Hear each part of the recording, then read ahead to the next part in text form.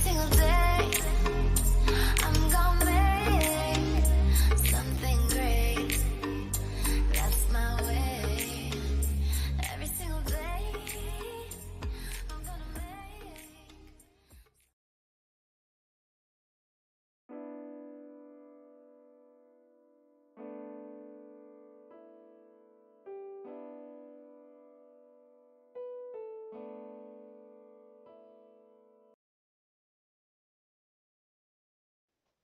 Hey guys, Tony the Soy Sauce Assassin. Oh my god. Alright, so I'm running late today because obviously my eyes was bothering me. I ran upstairs, get some eye drop, and I was just telling my team this. When your eyes is really dry and then you drip eye drop in there, all of a sudden your eyes will just sore, like burn. And I was had to like bawl my eyes out until yeah. So today, since the whole world is frozen over, including Texas, I'm gonna smoke this really old frozen over cigar.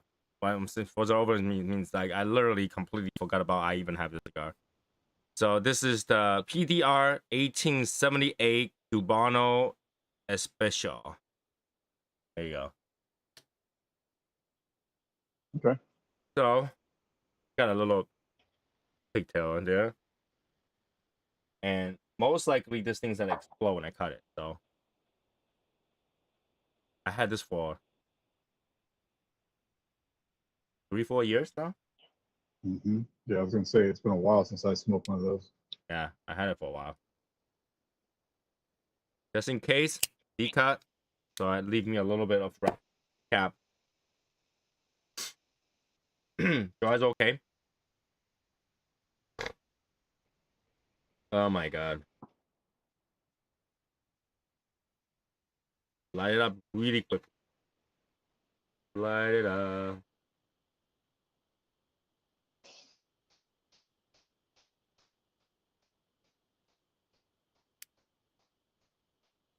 Okay.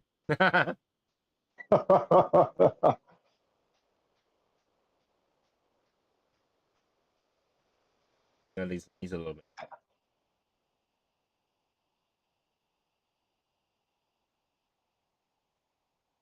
Okay.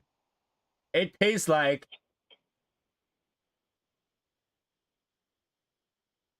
a bitter Connecticut.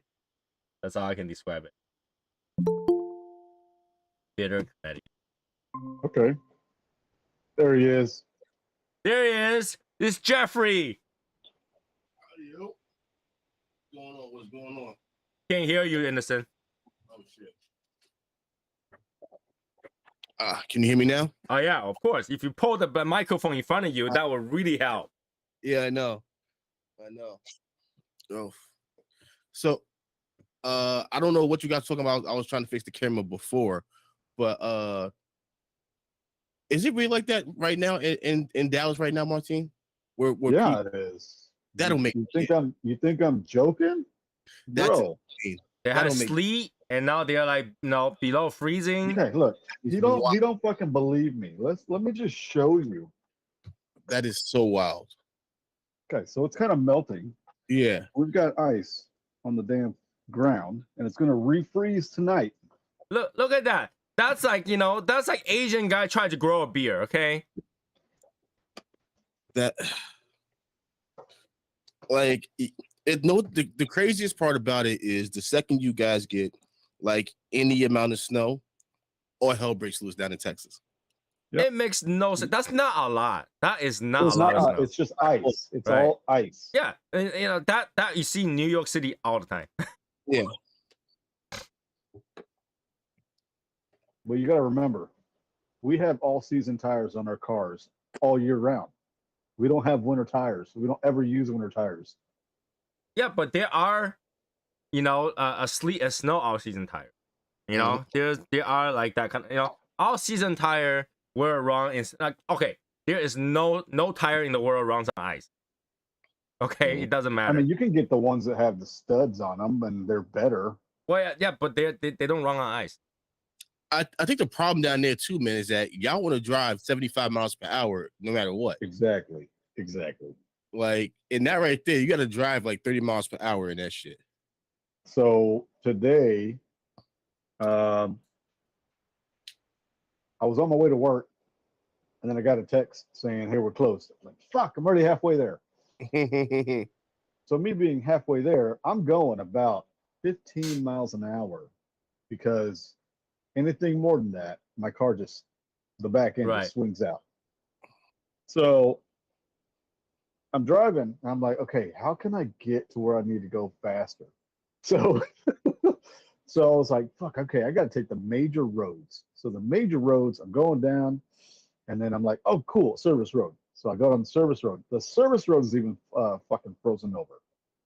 But the people on the highway were going about 60 miles an hour. I was like, shit, I don't have, like, my exit was too soon for me to get on the highway to be able to, it wasn't worth it anyway. But then I got the text.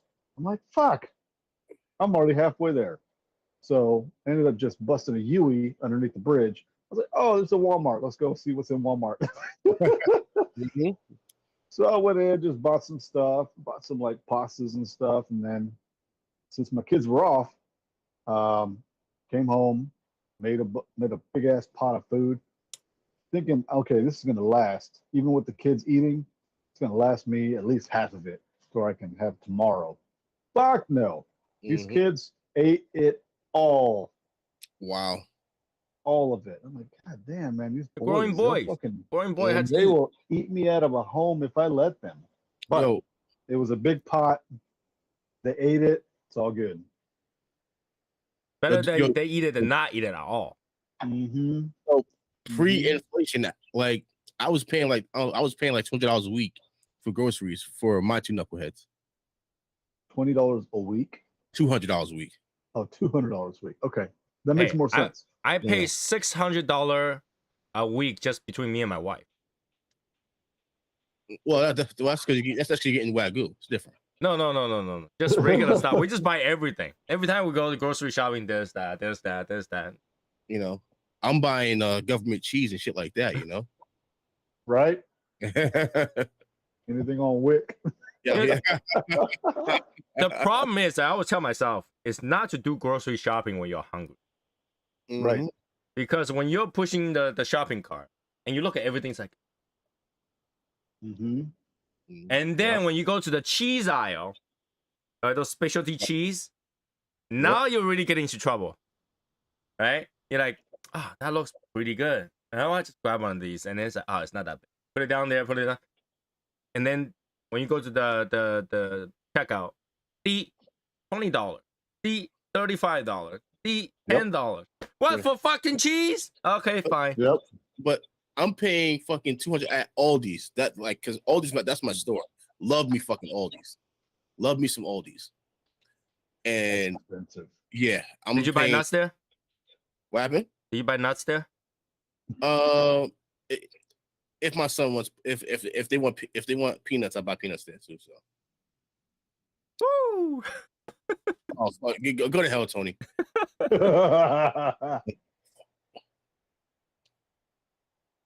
Oh man, but yeah, fucking food's expensive, man. I finally, I got me some eggs. Man, these Oh, now fucking you're eggs are baller. expensive. You got eggs, you're baller. What was it? Oh man, I got a dozen, and I'm like, man, these fuckers are expensive. Even going for like the house brand, it was still like $5.60 a dozen. That's But actually not bad. expensive, bro. That's not bad. I have Well, I have yeah, about but- 3,000 of eggs in the fridge. We eat Well- eggs like no tomorrow at home. Yeah, and they're. I mean, I used to just boil them and take them to work, but they're fucking expensive. Eggs are so expensive that it makes you want to go and buy 3 fucking chickens. And keep Yep. So Yeah. like, you know, it's like, which one is more?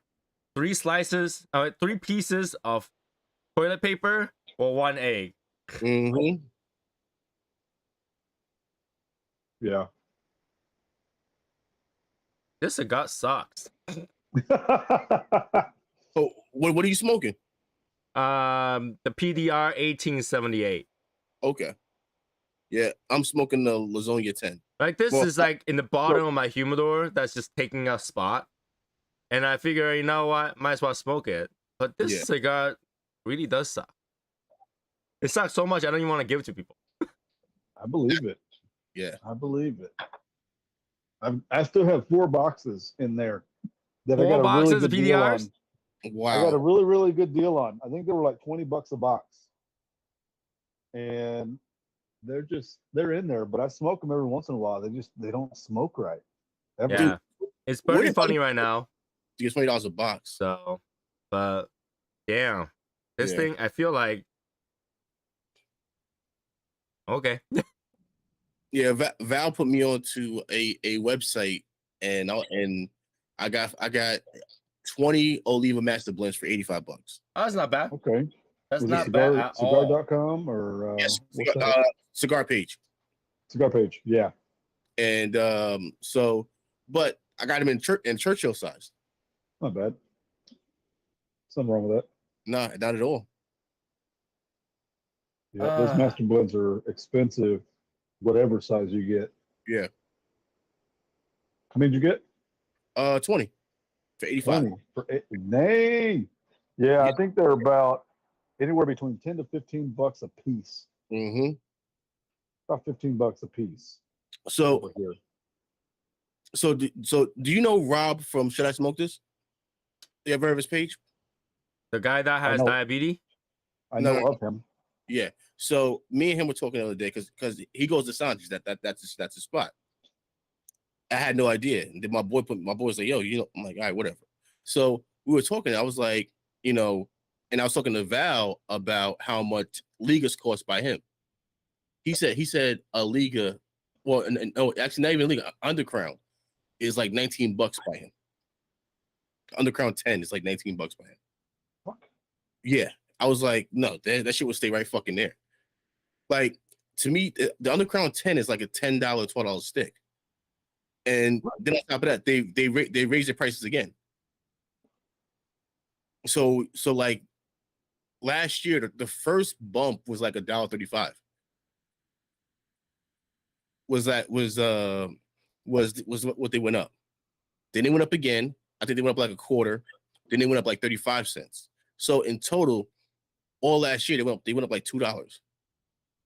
Damn. But like those guys they're gonna fucking price themselves out. Mm-hmm. That's crazy. But it's not JD making the calls. It's Swisher. Yeah, you're right. So he's just a front man, kind of like the mascot. So, Yep. what is that grin for, Tony? It's like you have like a grin like, the Drew Estate lover is over here bad mouthing Drew Estate. I didn't say anything. I can see it in your face. I'm just happy to light up another cigar because that first one really stopped. Oh, and to answer your question, that you put on Twitter, to answer your question, Okay. the only thing that I would risk dying from sugar for is some fried Twinkies. Fried Twinkies, fried Oreos. Yeah, but that wasn't my question. The question is, if you knew there was a definite amount of sugar that you eat, for example, 100 grams, all right? Yeah. Once you get to 99.99 grams, would you stop eating? That's hard, man, because like, we got some donut shops in New York City, man, where it's like, fuck it. I had a nice life. I had a nice life. What I missed? I had my mom call. No, it's all right. So repeat the question, Tony, if you don't mind. No, I was saying repeat the question if you don't mind, so Martin can answer. Okay. First, but before I go there, I'm stopping smoking this because it's really so I just can't. It has no flavor other than bitterness and wood. That's it. So the question is, if you knew there was a finite amount of sugar that you can eat entire lifetime, okay, after that you die, would you stop eating sugar when you know you're near that amount? Depends on how old I am. It doesn't matter how old. Would you stop eating sugar if you knew you were near that amount? Yeah, I try to cut down on sugar already as it is. No, zero. I'm talking about zero sugar. Zero. Zero. Martin, what's the food that you're gonna go out on, man? What's the food you're gonna say fuck it? What's the food that I'm gonna go out on? A churro? Fuck no. Honestly, it'd probably be donuts. Oh, donuts, man. It'd probably be donuts, man. I had this donut today, man, from a spot down in Grand Central called Donut Planet. Oh, it's to die for. If you guys ever come back down here, there's a fucking donut shop that the donuts, they're really nice and thick. I'm not talking like fucking Krispy Kreme, because Krispy Kreme suck. I don't like them. These fucking donuts are like, they're fucking fluffy. They've got like a shit ton of toppings, like fresh fruit on them. Each fucking donut is like $5 a piece, but they're fucking delicious. So, would you risk it all for Michiwa, Tony? No. If I knew there was a finite amount and I'm near that amount, I'd stop eating it completely. I don't give a shit. I don't need sugar to live. You wouldn't risk it all for the donuts from the Michiwa Mart? Absolutely not. Tony, you made it seem like these donuts are the greatest thing ever. Yeah, well, I wasn't dying. You know, if I knew I was gonna die, I'd rather not eat sugar and have a few more cigars. You know, like you made it like, because like I've had like 4 people from my job go to that place, and they're like, "Oh my god, it's one of the best donuts I've had." Well, but I guess they don't have a lot of stuff. Yeah. Well, well, you know, we got the spot over on 37th Street in the city, but you said it sucked. So Yeah, and nothing is like the one that's Mitsuwa one. That's the one that's the best. But you know, in Japan, there's even better one. So like, I wouldn't die. I've had a lot of better sweets than those, so I wouldn't die from those. You know. Have you had a Lady M? What's that? I don't even want to hear that name. I I absolutely hate Lady M. Martine, the line. So like the line, like it's right across the street from my job, and the line is like all the way down the block. All right, Lady M is not cake. It's not cake. It's like It's crepes. Crepes. A lot of layers of crepes. Ooh, It's called Millie crepe because it's like it's a cake shaped crepe. You know, it's stacked like 20 sheets on top of each other and some sugar powder. That sounds pretty fucking good. No, because the crepe has no flavor. Oh. They put flavoring on top of it, like cream and stuff like that. Try to make basically instead of eating a fluffy nice cake, you eat pancake. Well, not even pancake, crepe skins. Crepe skin.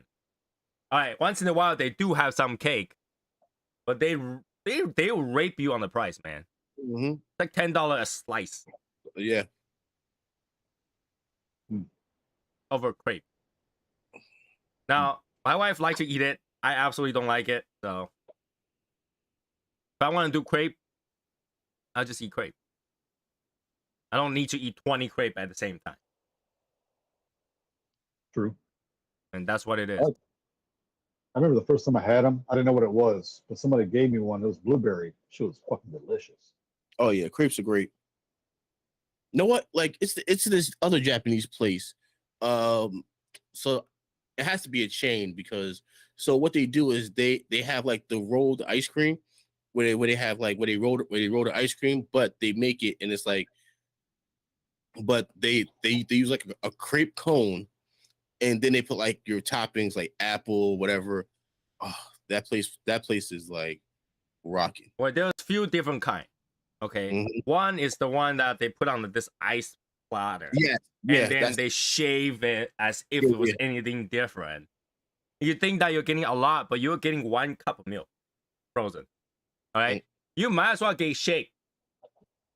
You got much more with a shake than that surface roll. Okay, that's a scam. All right, every Asian knows that's a scam. In fact, you can make that at home if you want to get 2, you know, but it's a scam. Let me teach you. Like, if you want to do that, go get an ice cream machine, or go get some ice cream. Go home and get a one of those baking tray. Just flatten out a baking tray, put it back in the fridge, and shave it off. It's the same thing. But instead of paying $5 for like you'll get $5. You get like, I don't know, enough to fill this humidor. So I don't know. It might be because I'm Asian, and I know I've grown up seeing those things, and I know that they're a big scam. Okay, so But Martin, there's a big Asian population in Dallas too, though, right? Yeah. We got a lot of Vietnamese people here. Okay. yeah, a lot of young people like to eat that kind of stuff. As you get older, you're like, what's so good about that? You know, it's like ice cream. I just eat ice cream. Well, I think the one thing is people are attracted to the show of it. It's noisy as hell. I mean, for me, it's like I was like, really? It's performance. So that's why everybody likes seeing the crepes. You know, I remember when I went to It's not really a performance. That is because they can't make a large amount at the same time. Because I ask you what flavor, what you want in there, and it mix it together. And really, it's almost okay, you might not understand this, okay? When you have a kiosk, you have a lot of people waiting in line for some shit, then you'll think something's good. They do that purposely so that you have to wait a while for every order, so you have to wait around it. And that makes it feel like, oh, that must be good. Look at the line. Yeah. So it's a scam.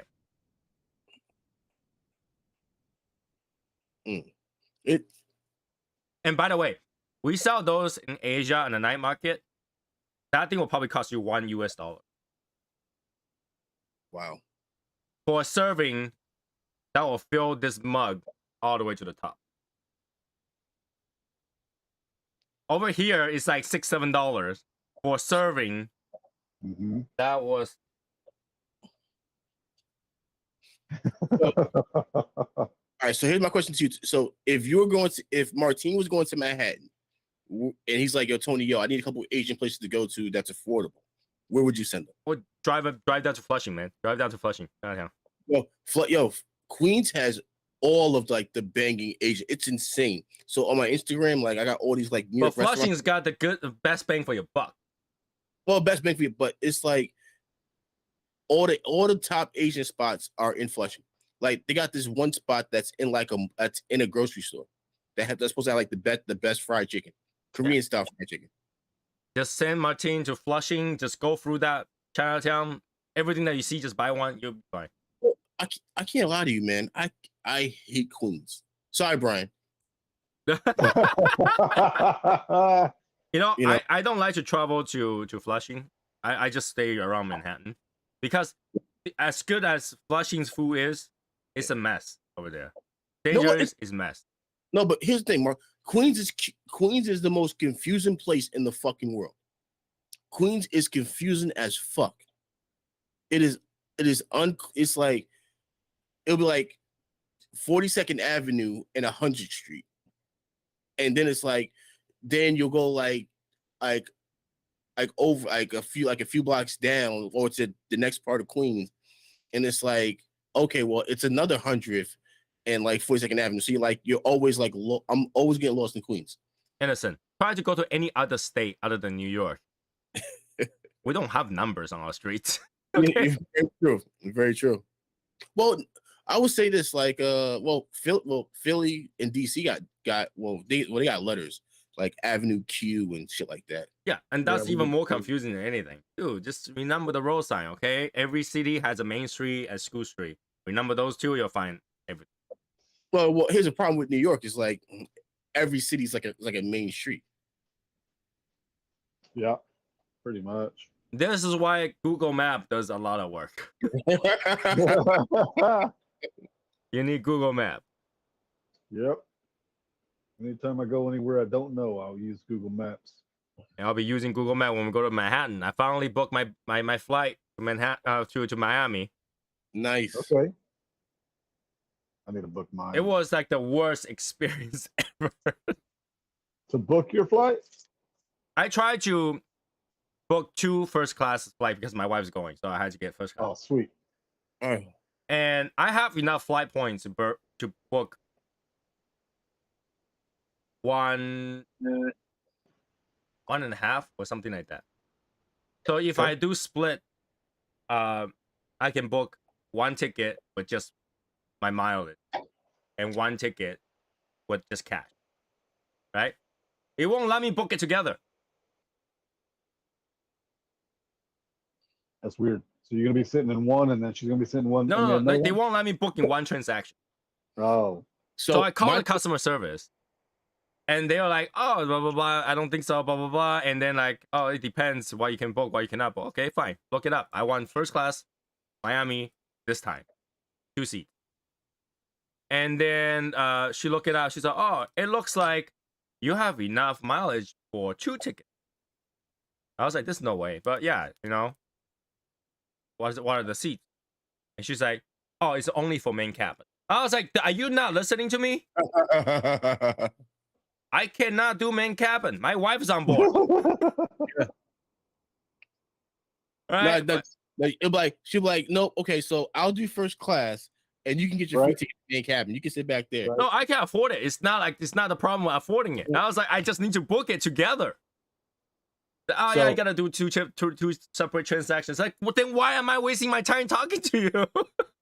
Right. So my question to you, so Martine, how long does the flight have to be for you to think about booking first class?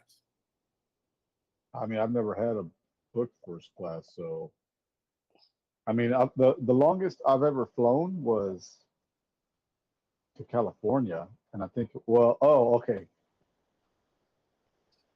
So we had a connecting flight, and I think it was a total of 6 hours, Oh my god, that's but I awesome. wasn't paying for it. I wasn't paying for it, so I had no say. But it was a fucking what do they call that? The red eye flights. Yeah, God, yep. If I had a choice, I would have just fucking flown at a later time to just go from where I was to fucking Dallas. Mm-hmm. Because we ended up we had a connecting flight in Arizona, and then we missed the flight, so we had to go back to California and then back to Dallas. Oh, that's And fucking it was horrible. So we went from San Fran to Arizona, that we were supposed to catch a flight to Dallas, but we missed it. So we had to fly back to San Francisco and then to Dallas. oh my god, no, fuck that. Yeah, it was I pretty don't bad. do flights, man. I'd rather pay the extra money just to fucking get there in one shot. Yep. I mean, I always book my flights one way, or not one way, one flight Yeah. to where I need to go. Nonstop, you mean? Yeah. Yeah. Yeah, I like to Right. book nonstop too. But some places it's not option. Like you have to stop somewhere. Right. Right. Yeah. Yeah. I usually book like main cabin and stuff like that, or just main cabin plus. But my wife's on board, I can't, you know. Yeah. The difference really in the US is not that big a difference. Inside US first class and main cabin plus, it's not that big difference. Only difference, first class is roll of 2. And So anything behind that is roll of 3. but in first class everything is free. But is everything free in main cabin plus? When you say everything is free, it really depends on the duration of your flight.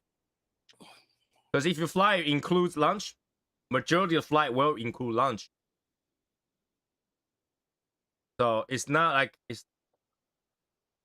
a lot of the first class flight within the United States, flying across the United States, will have that much different. The really big difference, okay, champagne is free, right? Check bags are free. Getting there first. You get to sit in the front. Yeah. The chick in the front is nicer. Mm-hmm. But like that doesn't do anything to me because I have a chick right next to me. Yeah. So. You know, International though, huge difference. International flights, huge difference. You know, you really get what you pay for. Right? The chick will speak any language you want. Right? Really, really nice individual seat in the first class. All right. It's not 2x2s, even though there might be another one that's attached to the wall. The other side is covered. Don't see them. All right. Screen, extremely, like my computer, it's bigger than my computer screen, 22 inch. Big. Wow. All right. fully reclined all the way to the bed. You can eat at any time you want. You can order as many times you want. As many drinks as you want. Got slipper. Some of them got showers. Wow. Right now, I think there was few air flight. You get a studio, a full bed. But to Japan, what is it? 20 hours? 13 hours straight. That's not bad. Yeah, 13 and change. But yeah, it really depends. I mean, a lot of flight right now, international, are very, very comfortable. Like, that's the one. Like, whenever my client needs me to go international, I was like, you need to book me first class, at least business, but first class. Fine. So like, do you, like have you ever flew in Emirates? Mm-hmm. Like, I've heard stories about how good like from what like I heard they have like upstairs, downstairs. They do. That's upstairs where they have bathrooms and stuff like that. That's insane. But not like, every flight. Not every flight. Some of the flight. And I think Singapore Air now has it upstairs. So like, no, it'd be pretty crazy. It's like if they have like a smoking area on that flight. No, you can't smoke on the airplane at all. At all. At all. No, because they would think that some system is smoking up. They don't know. So I found out today. A lady at my job. She's ex Air Force, and her husband is like high ranking Air Force, and so.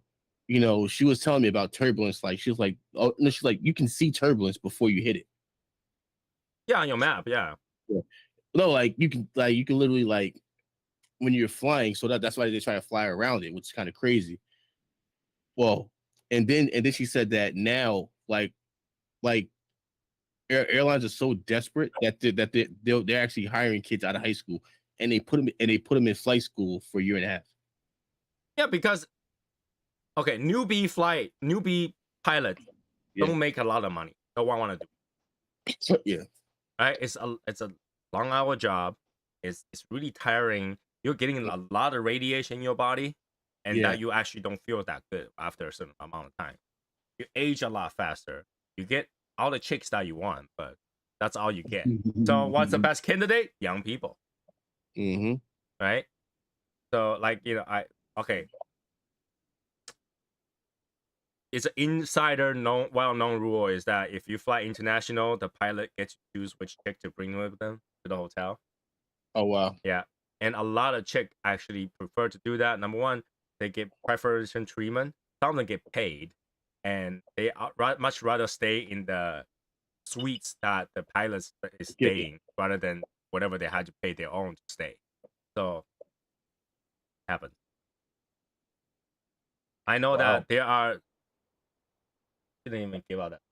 Some friends, some of my friends, when they get off their flight, they will pick up flight attendants with them. To their hotel. Yeah. I cannot tell you who that is, but I believe you know what I'm talking to you. If you ever watch this, I know you know this link. Yep. It's not my fault. I'm sure. Know the fun, like, it's one thing about like pilots, like after a while they're just like yeah, like how you like it? Like, yeah, it's okay. It's cool. It's a cool job. After a while they're like, yeah, it's whatever. It's a job. Yeah, because once it's on the air for a certain amount of hours, you just sit there and chat, listen to radio and stuff like that, and then do the checklist and stuff like that. It's not a lot of once you get right. Yeah. But it's the hardest part, take off and land. Yeah. So what to create? So like apparently, Ken Griffey Jr. He has his own plane and he flies everywhere he goes himself. Which is Tom crazy. Cruise. Dude, yeah. I still haven't seen Maverick yet. I have not either. But here's the plan. I'm going to New York before my cruise. Yeah. And we're gonna go to the theater and watch John Wick. Oh, nice. Dude, John Wick. Like, what's crazy is it's like Keanu Reeves. Like, can you imagine if he actually got that role when he was younger? And the stuff he did well. I think his personality and acting skill had changed ever since Matrix. Like he get that superhero or like a dark personality to it. And then his family died, and he really got that dark, lonely persona to it. And so his movie has transitioned to that, and which worked out well because your personality kind of matches. So like John Wick was supposed to be a one and done, but it did so well. They were like, oh no, okay, well, I guess we have to make more. Yeah, because John Wick was a very satisfying action flick that you were there to watch the action, but turns out the story was pretty good too. Dude, listen, no, you know what you learn? Don't fuck with a man's dog. Mm-hmm. You can piss on his lawn. That's what my wife always say. You know, do not fuck with a man's dog. Like, what did he chase you for? For dog? A fucking dog? Yeah. Fucking right. He'll chase you around the fucking world for a fucking dog. Mm-hmm. And Liam Nielsen's, like Taken. Don't even touch his family. He'll chase you down around the world. I saw Taken like 6 months before it came out. They were selling it on bootleg DVD. But it doesn't matter what you watch. Whichever movie you watch with him, it's always his family died somewhere. Okay. Yeah. But hey, he made a career out of that shit. He made a fucking career out of it. I enjoy those flicks though. Like, it's not really a story driven. You just want to see what the hell happens after. Yeah. And of course, like some of the shit you like, there's no way it can happen, but it's all just action, fighting. It's stuff that men love. Yeah. Just like it's very satisfying. Very sad. Like the movie, like the Raid movies. That what movie? The Raid. You never seen it, Tony? I showed you the Rave. The Raid. The Raid. I think I seen the Raid. Yeah, the one with the second one was the chick when she had the hammers. Oh yeah, that one you showed me. Yeah. Dude, the fight scenes in that is crazy.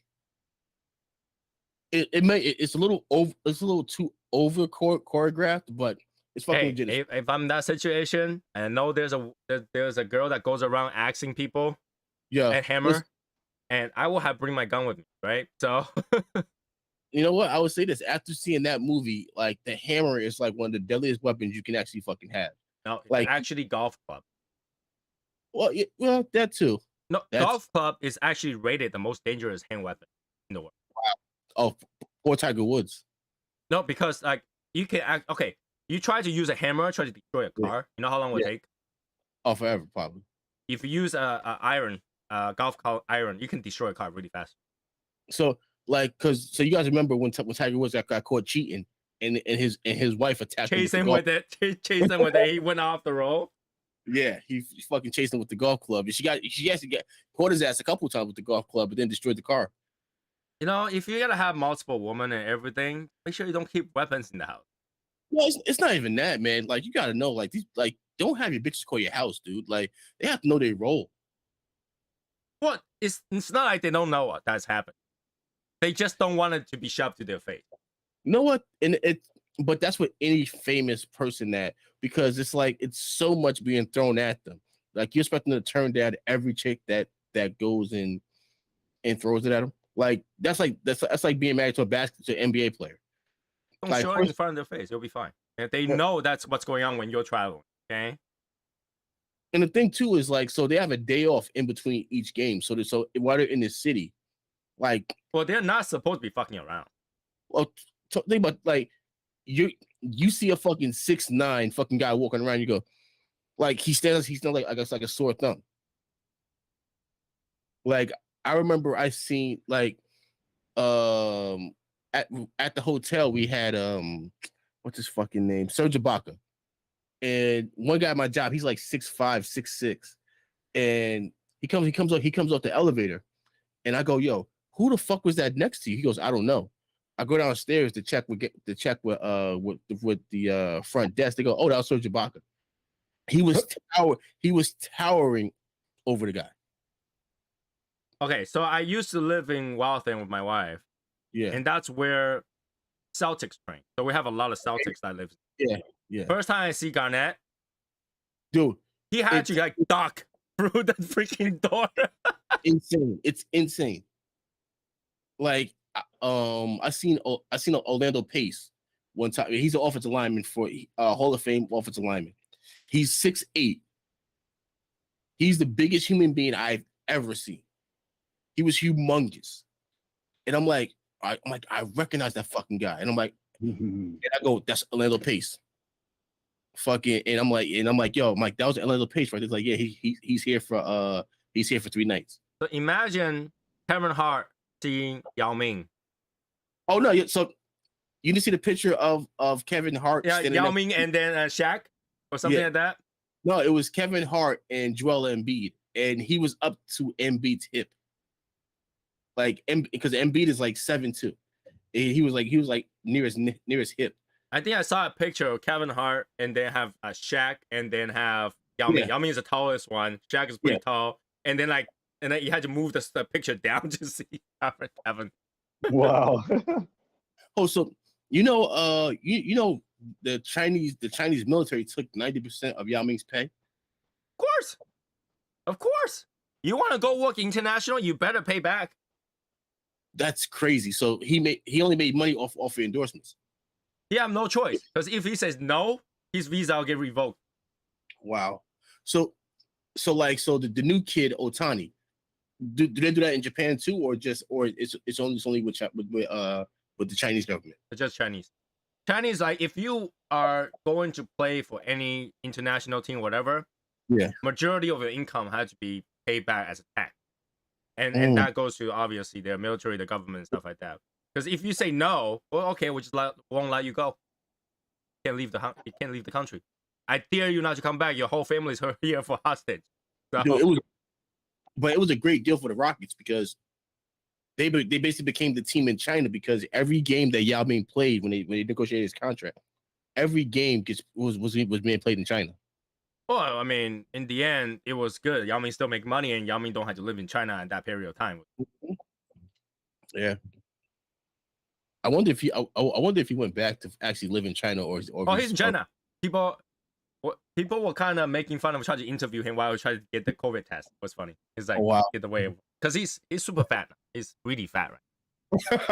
Wow, yeah, I mean, yeah, he's twice his size right now, like sideways. Wow. So people was like, "What happened to you?" And they're like, "Shut the fuck up, get away from me." he could be a fucking sumo wrestler because he doesn't do anything now. He does commentating. But so is any other sports player that ended up commentating. They get fat. Yeah, because they don't do anything. They show up to work. They're not as active as they used to be. Right, and then I think Yao Ming does some training, like coaching, and then obviously they're in that, like, Olympic team, shit. Yeah. Dude, that fucking the two rigorous, like, well, the three countries is Cuba, China, and Russia have the most, like, craziest Olympic programs ever. They get them when they're like 5, and they're like, "Oh, if you don't place, we're gonna fucking starve you." They get them at 5. You mean like China just get them to go on there at 5? Like, hey, Olympic start next week. You 5 years old. That's good enough. Go. No, so they have to wait till they're 13. So, like, if you look at it, like a lot of the gymnastics, I look at them. I'm being Chinese. I look at them like I don't think they're 13. Yeah, because they're growing fucking beards from all the steroids that they're juicing them up with, but they train really hard. They train really hard, and they have no choice. If they stop, their families are going to starve. Yeah. Yeah. So this Cuban UFC fighter was saying, because before he was able to escape to the US, he was wrestling for Cuba, and he said the lowest guy gets like 2 meals a day. The third highest guy gets 3 meals a day, and the guy that's on the Olympic team gets 4 meals a day. 4 meals a day. Well, that's different. I mean, it's not really so much about the meal, because you could have 2 meals a day, even if you're a normal person, right? It depends on what you eat. It could be 1 cigar, But if you're gonna do Olympic level stuff, you train much more than anybody else. You need that energy. You need to eat. So like there was like the reason why they do that is to keep the young guys hungry, to take out the older guys. So this way the young guys can get that spot to take the older guy out, so the older guy just has nothing to do with himself. He's off the team. The young guy goes, he's able to eat and have like a decent living. And he was like, "So what do you guys have for like protein shakes?" He goes, "Joe, I'm in Cuba. We don't get fucking protein shakes. We The use coffee. sugar. He goes, yo. He goes. What do you do? He goes, sugar and water. We take sugar packets, put it in water, and fucking shake it up, and that's what we do. Nah, they actually have meal because without it, they can't build muscle and they can't do any of that. So they said that he broke his orbital bone in a fight. So they brought him to see a specialist. They said that it was already healing like an hour later. The specialist was like, yo, it's already healing. He's like, I've never seen it like this before. And at the time, he was like 41 years old. The body's on survival mode. Mhm. It was like healing itself already. He was like, he's some kind of like mutant. Fucking from Isekai or something like that. Come back, it's like extra healing. Cast heal. Yeah. He's like Wolverine. He's So just what do you guys fucking think about Tom Brady finally decided to freaking retire? You go first, Martine. I don't watch football. I Okay, don't watch the news. I don't So- watch anything. I guess I'll take this. So, to me, it was a little too late because you lost your wife and you basically sacrificed your wife to play football. That's You know- what you think. I was talking to my wife about this. As I can just based on this shit, you know he wanted to get rid of his wife. He was waiting for that freaking divorce. You know what? So somebody was saying the other day, there was like, do you think Brady had plastic surgery on his Yes. chin? Because all of a sudden, like his chin is like extra chiseled now. No, because he lost weight. Like he looked like, but he age reversed. So he's like 46 years old. Because he's looks like- happier now. Okay, here's the thing, okay? At first, I thought, well, okay, all these things because, Tom Brady want to continue playing and stuff like that. It turns out it was wrong. His wife just want to go, she's like, oh, I can't be myself. I can't model, blah, blah, blah, blah, blah. I can't have, she can still do that when she's a wife. But here's the problem. When you go modeling, you have after party and all that stuff, and you get all those model guys that you Yeah. want to bang. So she's just using that excuse to go. But obviously, Tom Brady's like, I don't want to get a divorce. I don't want to have settlements or whatever. So she divorced him. There's not much of settlement. She left. She goes to all party and with his guy, or her guys, her boy toys. And now he's like, oh, she's gone now. Now I can retire and get out my retirement pay and go play whatever he wants. That's So- exactly There you what he go. wanted. He wants to retire when she's gone. So apparently so at the Olympic Games in Brazil, she lit the torch in Brazil. Okay? I didn't know that she was that big. Like she's like a goddess in Brazil. I had no idea. Being the right person, you get the right job. Yeah, well, she was, from going from a fucking Victoria's Secret model to the biggest model in the world. It's I kinda don't crazy. think she's that good of a model. She's got no butt, no boo, no nothing. She's Not- got a not- tall body. That's it. Hey, he's not lying. He is not lying at all. That's true. You Right? know? Like, why would you do a lingerie model with no ass or tit? Yeah. Excuse my French, but literally, you had to describe that as that. You can't, the person's not that anymore. Hers is chest. Well, I think the one thing is that they're supposed to be fucking walking hangers. Yeah, but I can get anybody to walking hangers. Right? The point is that she ain't that good. And they kind of bought into this super couple kind of thing back in the day. And they got together. And I know while Tom Brady is all handsome and nice and play football and wins, got plenty of rings and shit. Okay. And after that, went to Florida, not all that cool anymore. The fame is gone. The attention's gone. She's like, oh, I'm done. I want some young, chesty, nice chest guys. And then he's like, oh, I want some beautiful girls too. I can't have that. So, and they, now that they're settled, watch, he's got to be a super playboy, man. He's got to have a lot of girls and she's got to have a lot of boys. So the funny thing about it was like he left his baby mama for her. Like he was married to something. He was dating some actress, and he left her when she was like 9 months pregnant That's for Giselle. But you can totally understand that because, like I said, it's power couple. It's really good for your career. You get all the attention. You get money. You get business deals and stuff. You get to represent Ugly Shoes UGG and everything. So it makes sense at the time. Oh, here we go. is that Johnny Walker? Yep, the Johnny Walker Game of Thrones edition. which is just Johnny Walker. Well, I heard it's red, but you know, No, like, red is like rubbing alcohol. yeah. So like, I only bought this because of the bottle. I had that bottle too. Yeah, There's the wolf one, there's a dragon one. yeah. Yeah. So only bought it for the So yeah, when my wife talked about it today, I was like, "This is what's happening." Let me tell you what. She's like, okay." Hey, Yep. now maybe the Cowboy have a chance to win. Oh Hey, God. See, why you gotta go there for? First of all, the Cowboys ain't winning. Like, so they fired their offense coordinator, which needed to go. But the problem with the Cowboys is they're paying the wrong people money. So Dak Prescott, he's owed 49 million this year, 50 million next year. That's your whole salary cap. So your whole salary cap is going to a guy that's a bum.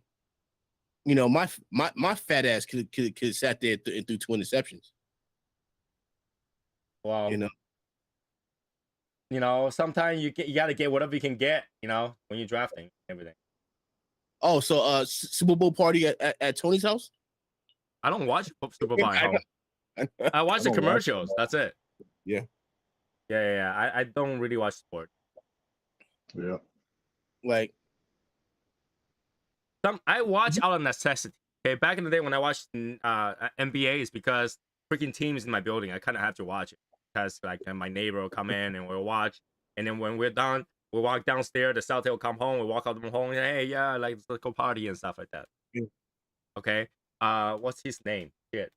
What is the? Paul Pierce? No, not Ray- Paul Pierce yet. Ray Yeah. Allen? Not Ray. Kevin Garnett? Point guard. Rajon Rondo. Rajon Rondo. His wife will come home first from the mall and everything, and we're like, "Hey, where's Rajon?" And then it's coming. Like, So we're kind of obligated to watch because we know what time they're coming back and all that stuff. We walk on in there, and we'll party, we'll talk about it, and here and there. But after they left, we left. Actually, at the time, I think at the end, everybody moved to a different place. Rajon bought a place because his brother. Okay, this is what I heard. It may or may not be true. Rajon's brother works in Walgreens. I believe that. So, and then because knowing that he's the brother, a lot of people give him shit and stuff like that. So they moved away and then bought it. Well, I think the one thing is like you have to understand that that's not his money. That's his brother's money. Just because he's your brother doesn't mean that. Yeah, they live together. Yeah. And one of the bigger issue was that even Rajon at the time was not married. The wife, I think, is pregnant. So there was a lot of talking. Obviously, you live in the community. Everyone will talk, right? Well, Everybody will say hi and everything stuff. I think the one thing too is like like he's living rent free. So he was probably just working at Walgreens just to because at that time you kind of like most people get their family to work for them to do errands. So they're like, all right, well, he's a chef. This one is the one that runs out and gets my sneakers, my clothes. This way, I don't have to worry about that kind of stuff. So you'll pay them to keep them around, but also kind of put money in their pocket, and they're just errand boys for you. And a lot of people don't know this. When Rajon first moved to the building that I lived in, I called the cop on them without knowing that was. Dude, he's an asshole anyway. Though They had a fight in their apartment. I heard it, and I called the cop. yeah, well, but And then next day, I went downstairs and I would chat with the front desk and stuff like that. He's like, "Did you call the cops on Rajon yesterday?" I was like, "I don't know what's going on." And they all knew about it. I was like, "Shit." Yeah, but like most of these, you gotta understand, like these guys are babied all their life, so they don't have a maturity level because everybody says yes to them because oh my god, well this is my meal ticket out. So nobody's there to ever correct them or keep them in line. Or I don't know if they have a baby life though. I don't think that. Other than Big Baby, I know he was a big giant baby. Oh, oh my God! Don't even start with that. Oh, so you know he went to jail, right? Well, I only knows at the time when he was moving in, everything starts with my mama. Mm-hmm. So So he lived with his mom, and he wanted a 3-bedroom apartment. There was no more 3-bedroom left, and they were arguing in the front. And in the end, they banned him. good. So he was doing insurance fraud. Mm. So after his career, him and like 5 other players were saying that they were injured and they needed like massages and surgeries. Mhm. So the doctor would take like 25% and they would keep the rest of the money. Oh shit! The doctor would sign off on it. And it was like 7 players, and he went. I think he went to jail for like 6 to 8 months. I didn't know that. And but he had to go and pay all that money back. Yeah, I could tell you at the time after they all left, they did say that NBA player is the hardest tendons to deal with. Yeah, because they're a bunch of kids. Well, and the one thing is that all these kids they're being drafted at 21. Yeah, they're young. They're very, very young, so they're not mature. So like NFL players, they're being drafted at like 23, 24, some of like, 22, because they have to stay 2 years in college. They can't just leave right away. So, and the one thing about NFL players is that you don't have time to sit Wait, there. why couldn't you drop out? You can't. They tried that. They tried to pass a law to where players can leave at 19. Okay. But they were saying like physically they're not big enough to be able to play like you're a 19-year-old kid playing against 32-year-old men. Like you don't have your man body yet, so you're gonna get hurt. But they're drafted. No, but they can't draft like you can't leave until after your junior year in college. Okay. So in football. So you're telling me that at 18-year-old you can go carry guns and 40 pounds of weight on the battlefield fighting a war, but you can't play football? Well, you can't have a beer either. Huh? You can't have a beer either. You can't have a cigar either. Right? How stupid is that? You can go fight a war, going through like all this intense training and go defend the country, but you cannot drink, you cannot smoke, and you cannot play football. But so here's the problem now. So now they have these NIL deals. So they're actually able to get paid in college. One kid from Florida, so Gatorade said that if a kid goes to the University of Florida, they'll pay him $13 million. That's a lot of money. For what? But you would have to be like sponsored by Gatorade. So no, of course. Well, they were sponsored. He was supposed to be sponsored by Gatorade to be like an NIL deal.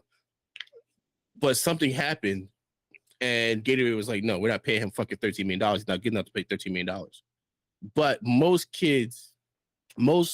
star quarterbacks make around maybe $2 million. Yeah, 13 is kind of ridiculous for a starter. Well, because you know what it's now like, so like Texas is like they're paying everybody. The backups are getting paid like $7,500,000, but the contract is for 4 years. So it's not like they're getting paid like $1 billion a year. It's a 4-year deal. It's a 4-year deal for like for starters and stars between $1 and $4 million. That's not that bad still. It's not bad at all, but they're saying that it keeps the kids in college because like, all right, well, if I go to the NFL, I'm gonna be a low draft pick.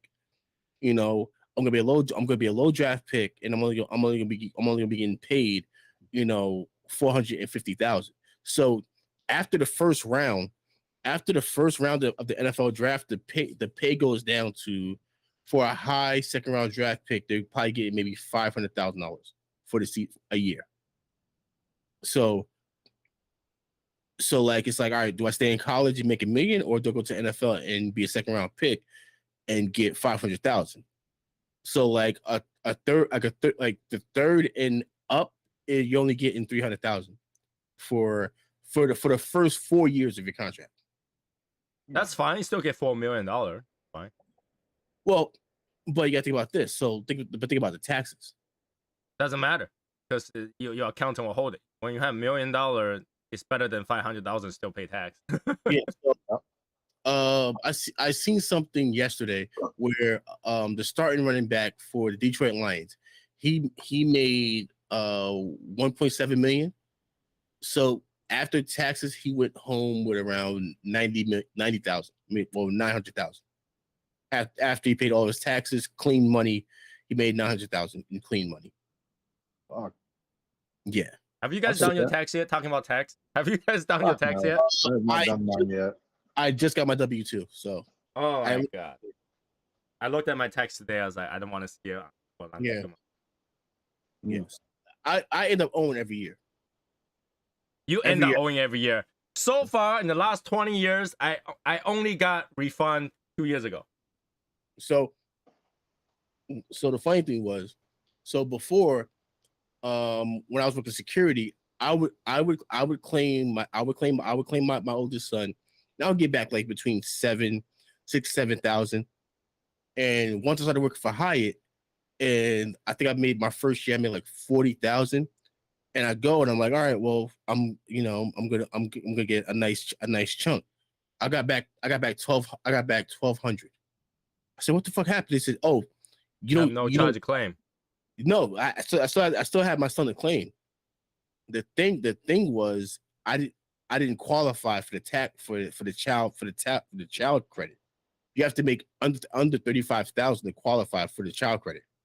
You know, that's one of those things. Okay, people in low income and was able to survive after all this thing, and they finally got a job, $15 paid job, and they actually had less money. And but if you have kids, like one guy at my job, so he lets his baby mother collect file for the kids. He gets back like $11,000 a year. Oh, I wish I can get anything back.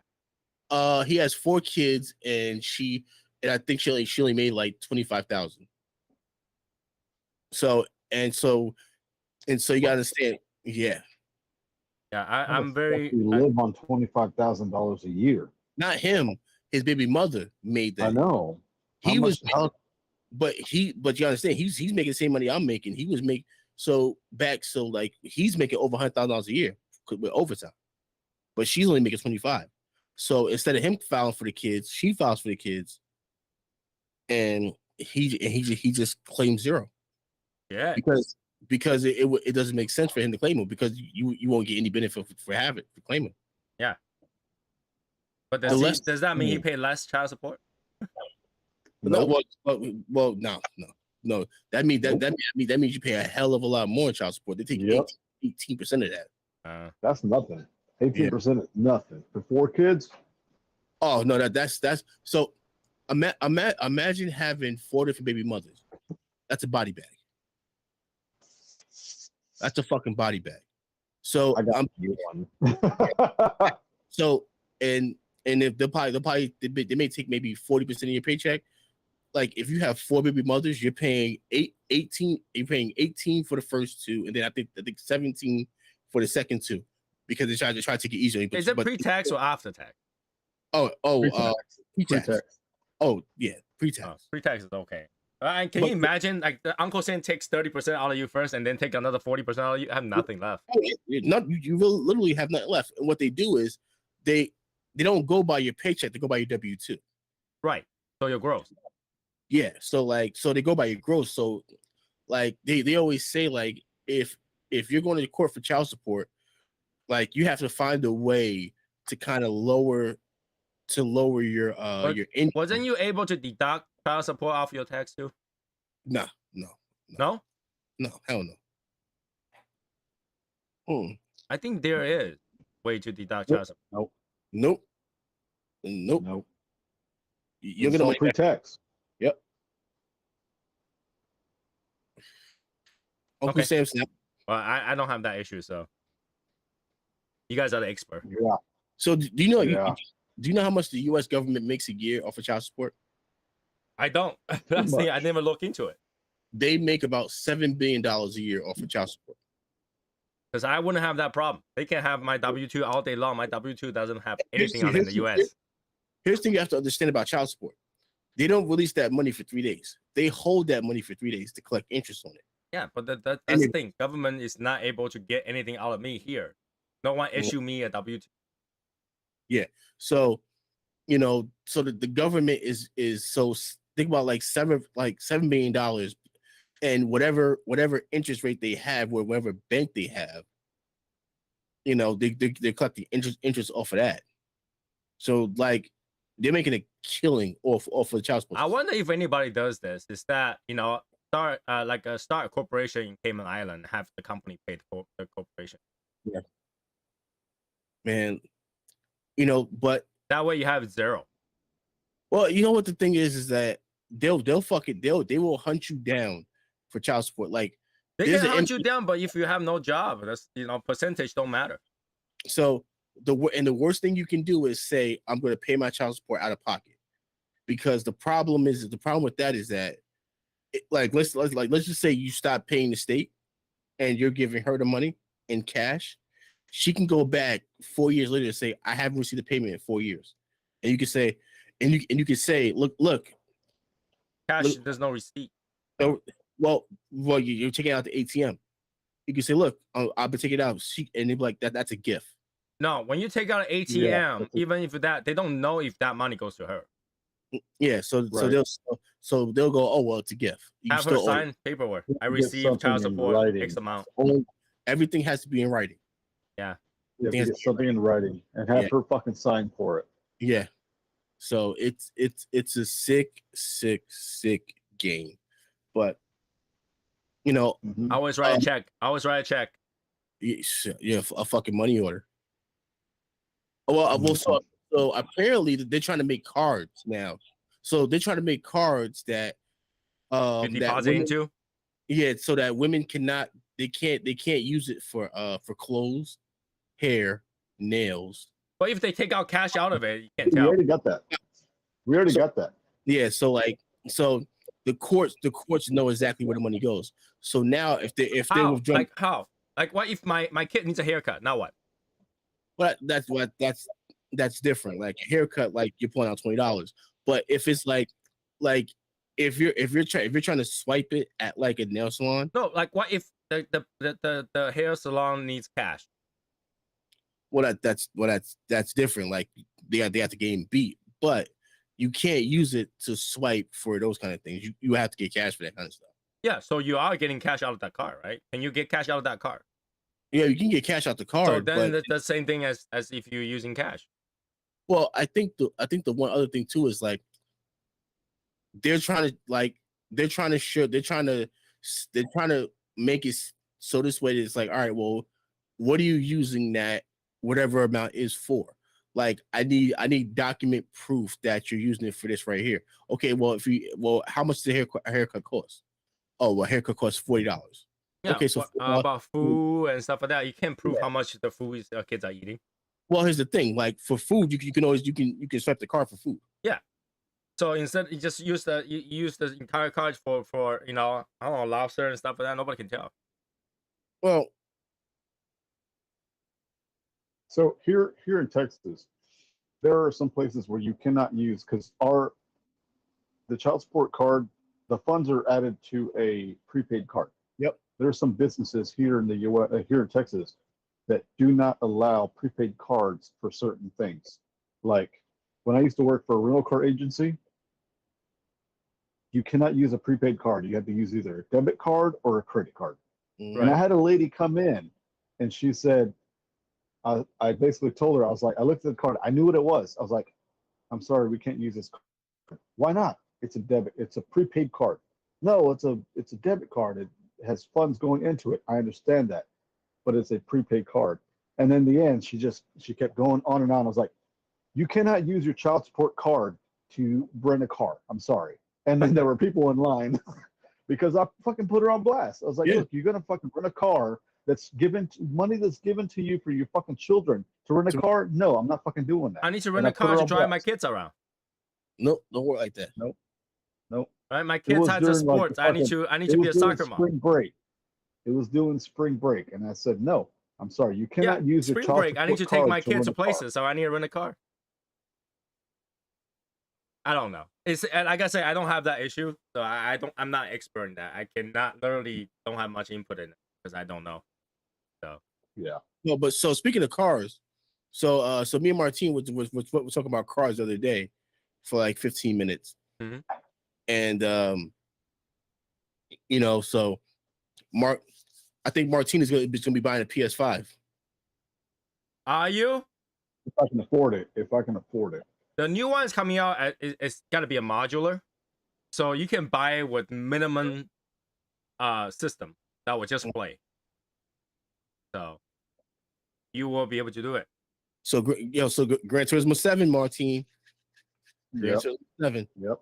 I don't know. Like, here's the thing: would you rather have Gran Turismo 7 or Forza? I don't know, 7 or 8.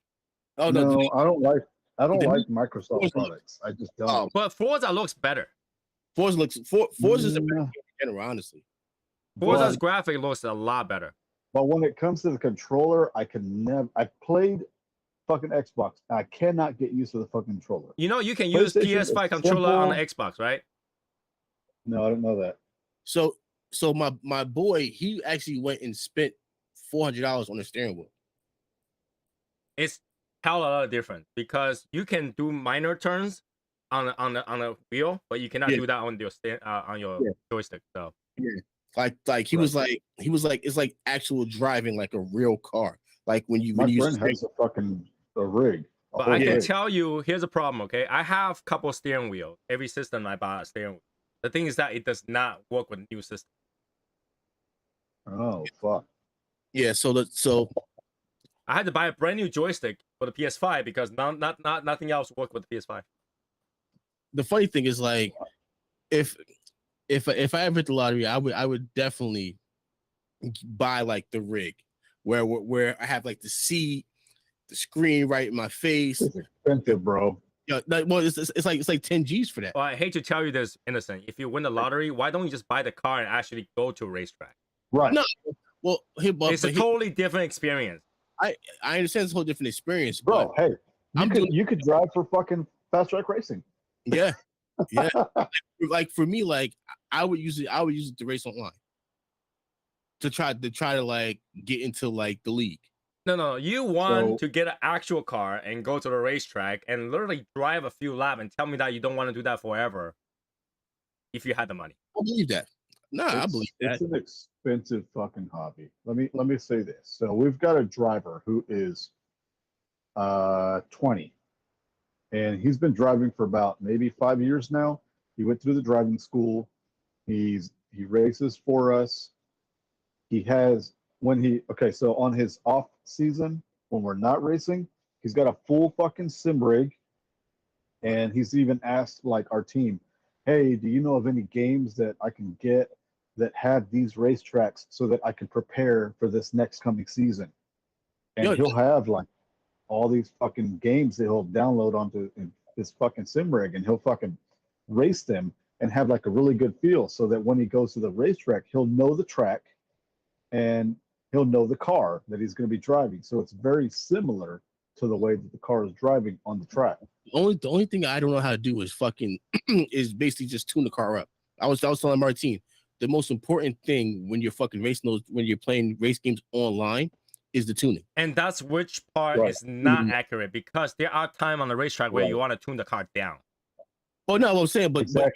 but you're doing you're doing it yourself because like when you're tuning and like if you're deep into it, like you're gonna know the track, you're gonna know what tires you want to use. You gonna know if you want to use soft, hard. Yeah, but that's the very basic. When you go on the track, it makes everything makes different. I can tell you that I don't bring my wife to the track all the time, but there was one time I brought my wife to the track, which I showed you guys the video before. Yeah. My wife said that was the best summer she ever had. I believe it.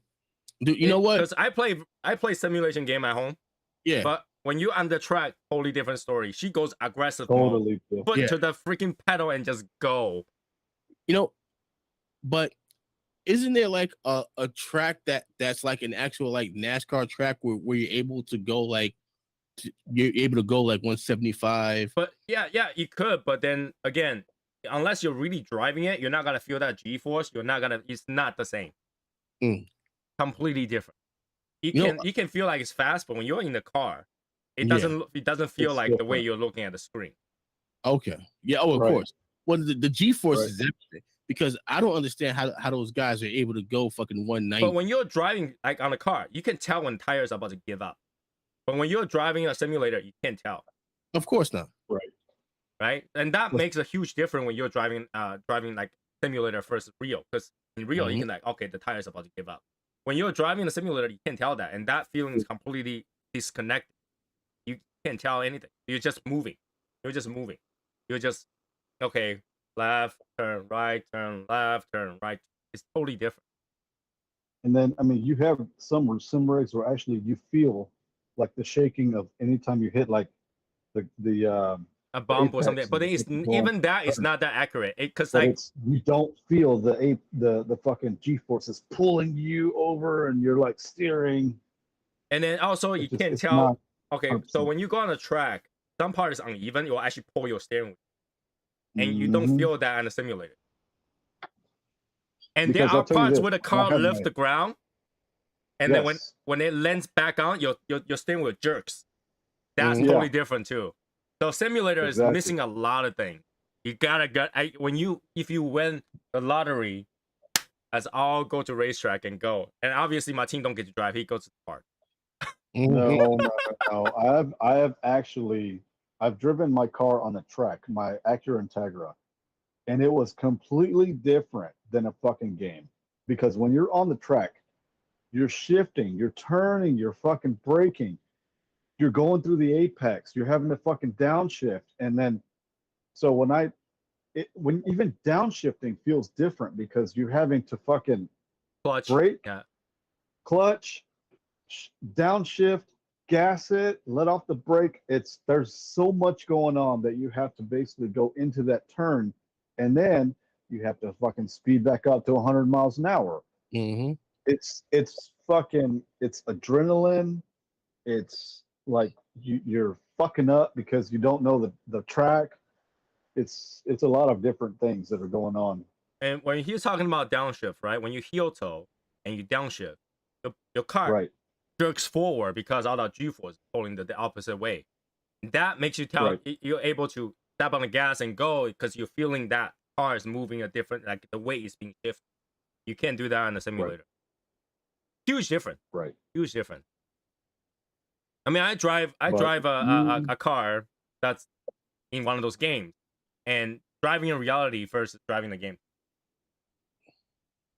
if you ever get the chance to drive just your personal car on a fucking track, it's completely different than you will ever experience on a fucking highway.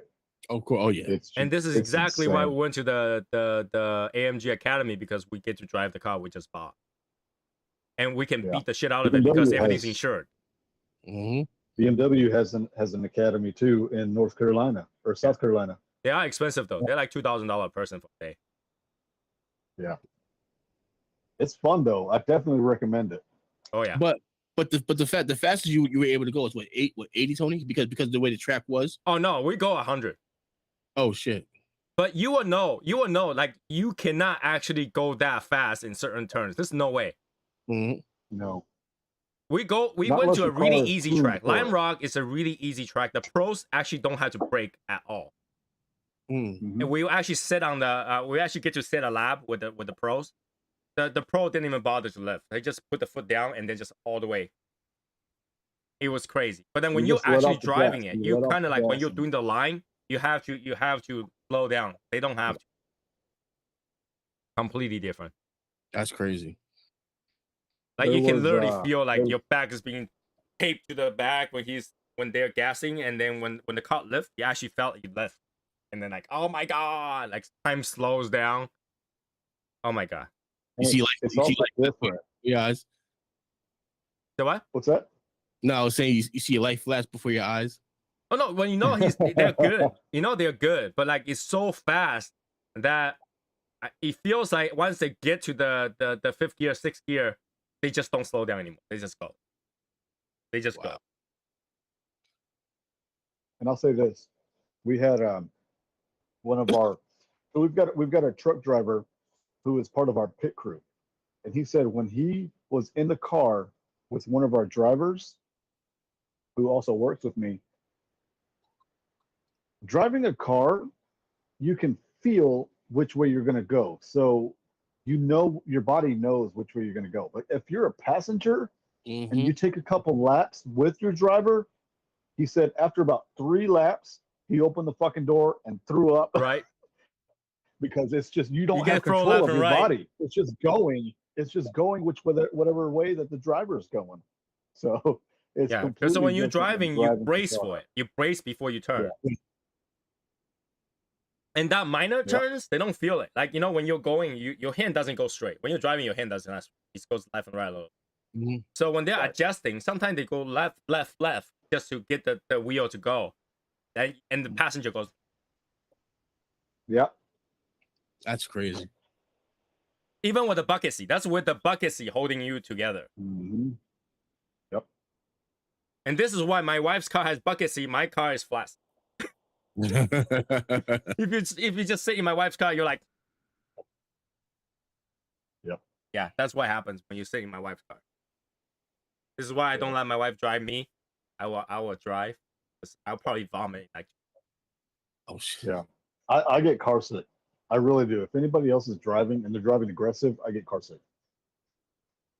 I changed my brake pad to those like soft brake pads because it's noisy. They're hard brakes. I don't like that. I changed to really soft brake pads. My wife is those like really hard ceramic brake pads. Shit. So when she slams on the brake, your face is on the window. Like, yeah. Mm-hmm.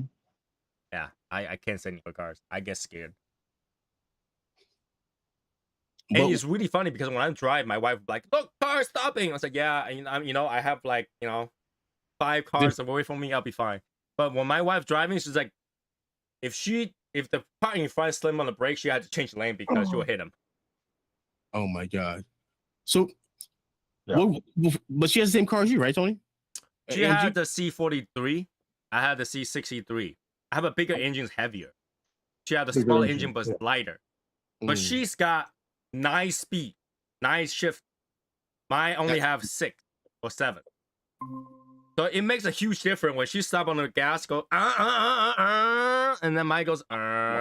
So she drove my car the other day to the dealer. She came back for saying, "Why is your car so slow?"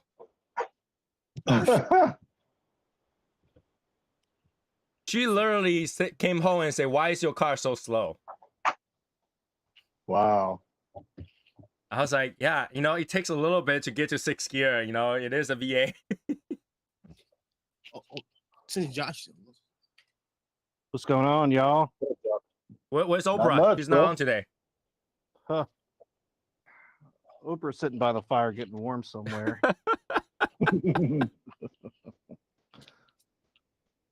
Well, you got the heater going and everything, so you guys didn't freeze to death yet. It's about 29 degrees right now, so it's not.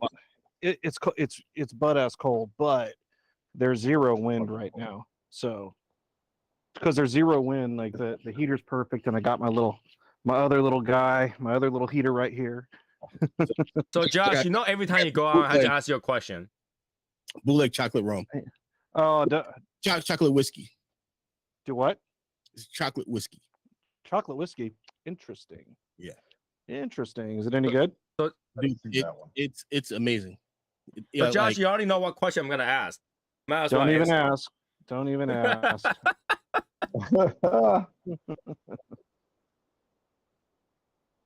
It's 2023 now. 2023, man. Tell me about it. I've got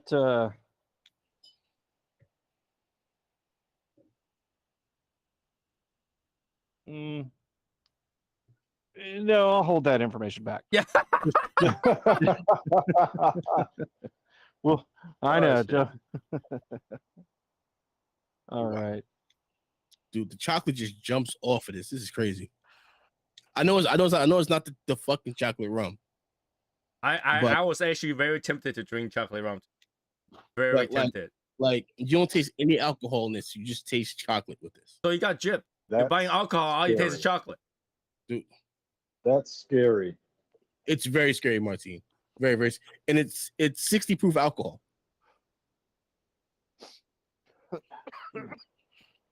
Here's what I'm drinking tonight.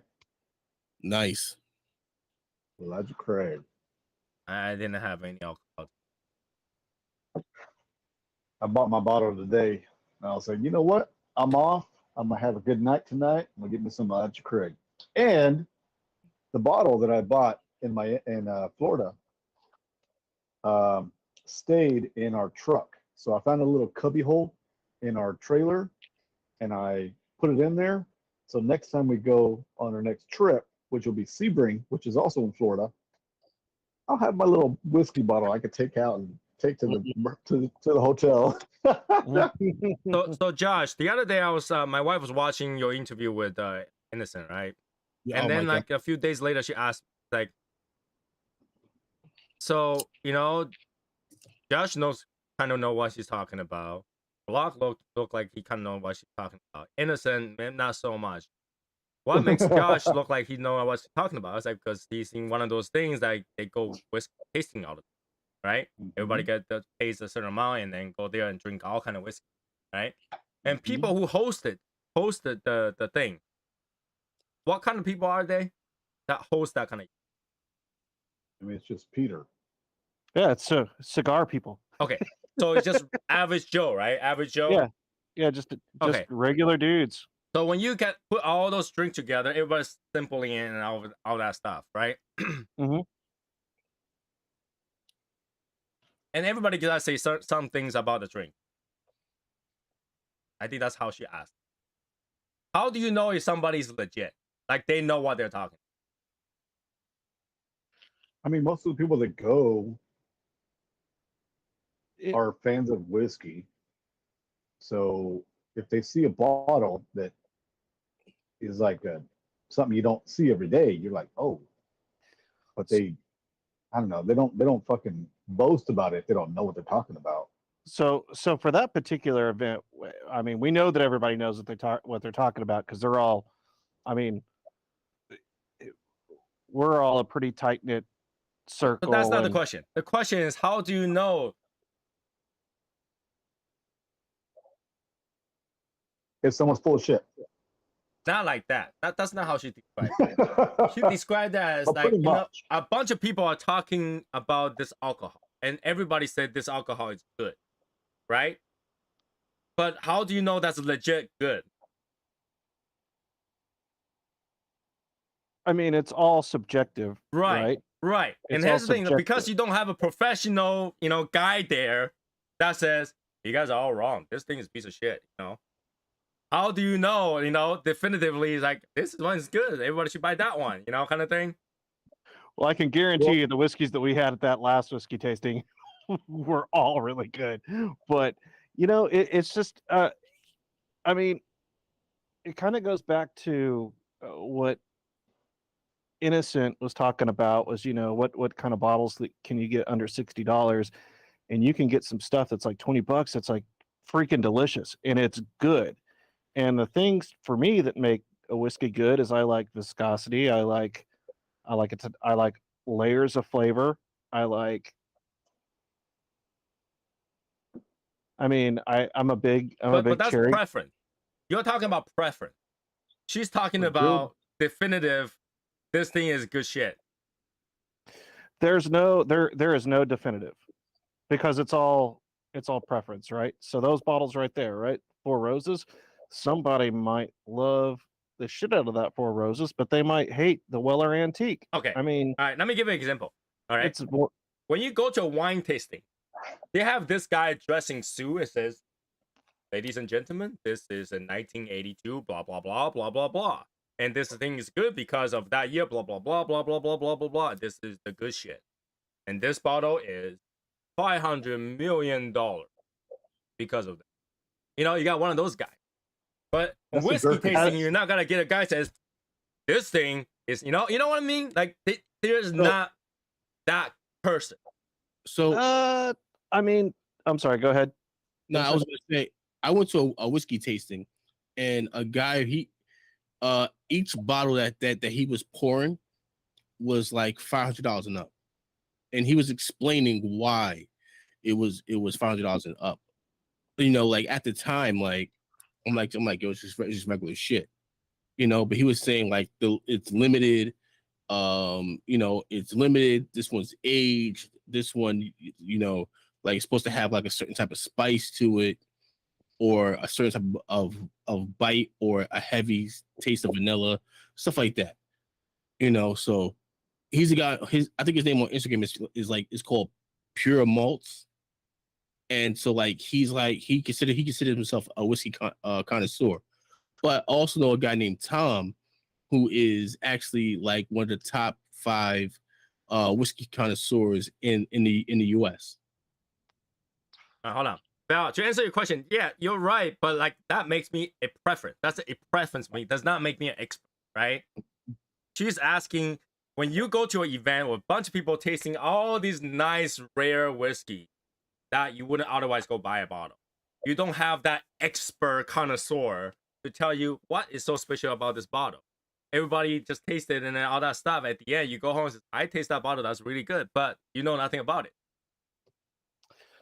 Well, I think that's one thing that I like about our group and that we kind of hang our hat on is we do research, right? You have to know what the hell you're talking about. When you're talking about the bottles, you're talking about the process, and you don't have to know 100% about everything. But if you know what you're talking about, people can pick up on that. There's one phrase that you can pick up on when that if there's a connoisseur that's talking, you can say that they're full of shit, and if they say that it's smooth. Yes, I was gonna say that. Smooth. Smooth. But some Like, some whiskey, You don't know are what you're smooth. talking about. Some whiskey that doesn't have a lot of bite. But that's not how. There are different ways to describe it, and you can say really whatever you want to say. But in the whiskey community, saying something is smooth, you'll get wrecked. I hear that a lot, though. I hear that a lot. Like, this is smooth. Like, yeah, it doesn't have a lot of bite to it. That's pretty much it. So I don't know. When she asked me that, it's like, when you have a bunch of hobbyists to do that and you don't have an expert there, how do you know everybody say is legit? I was like, I don't know. But in the end, don't you just like the whiskey or not? Well, yeah, and I mean, and in whiskey, what makes an expert an expert, right? Again, in wine, what makes an expert expert? Well, they have. I mean, you've got the whole psalm, way, but you know, there's I experts don't know that if aren't you know even about this. psalms. Back in the day, there was one Asian guy that tricks the entire community with fake wine. I believe it. And then they have they even went through like blind testing and stuff like that. Nobody can tell what it is, and they fail the blind test. So speaking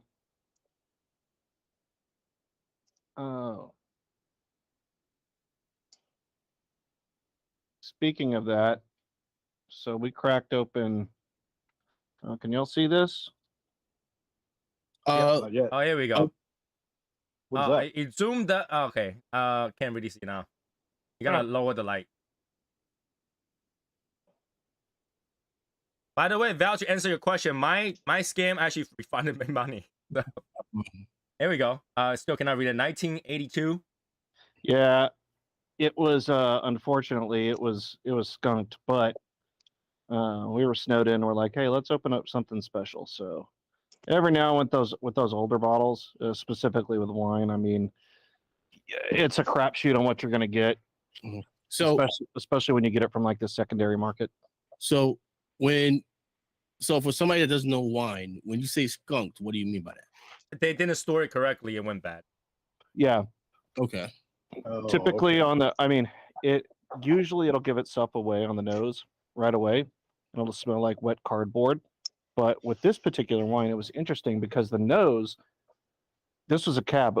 I knew that it was going to be something was going to be off because on the nose it smelled more like a port, which is very wild. And so when we went to taste, and we let it decant for like 3 hours. But yeah, when we went to taste it, wet cardboard, we're like, well, son of a bitch. Yeah, unlike whiskey, wine continues the fermentation even in the bottle. So if air goes in and stored in the wrong temperature, that enzyme will do funny things, and they actually bad. Also, if it's stored, if they're not turned, if they're never turned, or if, let's say, the cork, you store it for years standing up instead of laying down, then the cork can get eaten away, and it rots away. But again, I mean, for that particular bottle, we got that on the secondary, and they told us specifically that they stored it for most of the time standing up, and so we got it for like a really, really good price. We're like, well, we'll buy it at this, and this is why. And so we got a pretty good deal on it. And sometimes it's worth it to roll the dice on it, on something like that. The things that you would think nowadays with the technology, they can actually make sure that thing is completely airtight and never leak, never have any oxygen went in there at all, but they don't. Paraffin wax. They sell, they sell them at Costco and Sam's. It's just in a box. That's what we use to wrap our corks with whiskey. And but they, you know what I'm saying? Like there is gonna be technology that's even better than that. Like that's foolproof, but they still don't do it. You're talking about from the manufacturer. Yeah. Oh, I agree. I wholeheartedly agree. I mean, it's like what's it? Maker's Mark. They did dipping wax. Out, so. I'll let me some Maker's Mark. Maker's Mark's not bad. I'm drinking a Maker's Mark.